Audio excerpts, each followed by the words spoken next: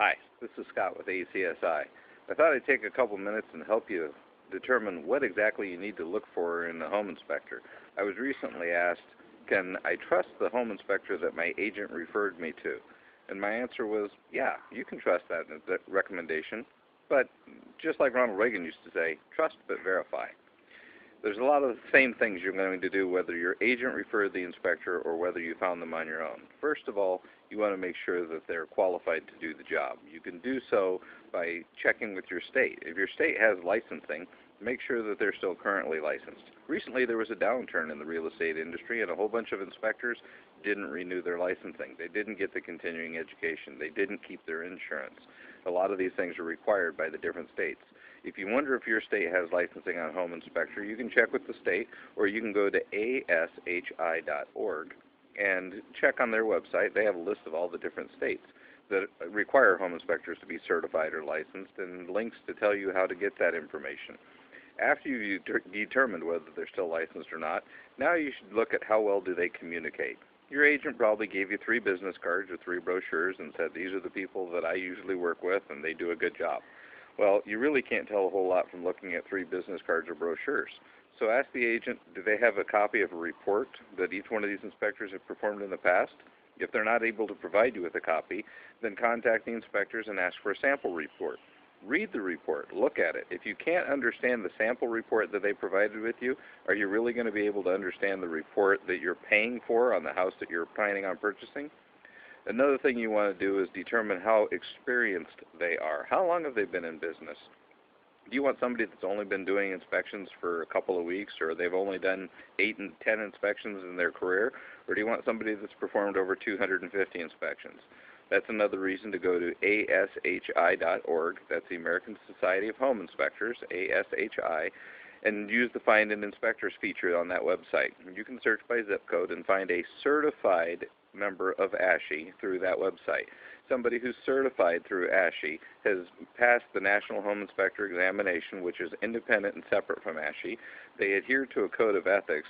They were required to get a minimum of 20 hours of continuing education every year, and they've performed over 250 fee-paid inspections. So that's definitely something else that you want to do when you're looking for an inspector, is make sure that they've got some experience. I know you're going to also wonder, well, what's this inspection going to cost me? Well, honestly, cost is probably the least important factor you want to be looking at. I understand that it's important, but when you're buying a $150,000, $250,000, or $500,000 home, do you really want to base your decision on the lowest priced opinion that you could find? So find somebody that's competitive, but they're not necessarily going to be the cheapest guy in the market. Don't let price be the determining factor in who you hire. Be careful. There are some home inspectors out there that aren't real good. And there's some realtors out there that aren't real good. Just like there's bad car salesmen and bad hairdressers. I'm guessing you probably still get your hair cut. I don't anymore. But you probably drive a car.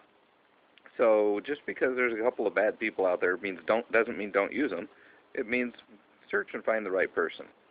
You also want to make sure that you get somebody who's a professional home inspector. I get asked a lot, well, I've got a brother who's a contractor. Can I have him look at it for me? Well, I got good news. Contractors are smart people. I know. I'm a licensed residential and commercial contractor in Arizona.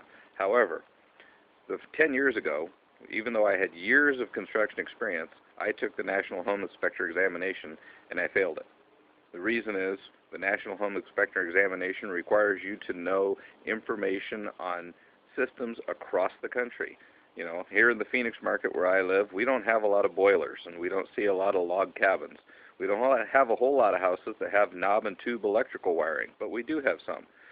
As a contractor, I hadn't built homes that had aluminum wiring. As an inspector, I see them frequently.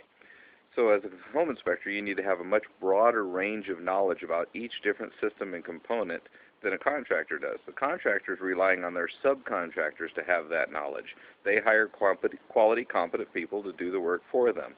I'm not saying contractors are bad. Like I said, I am a contractor. But you want a professional home inspector that can do the job for you. If you'd like to find out more information, visit my website. It's ACSILLC.com.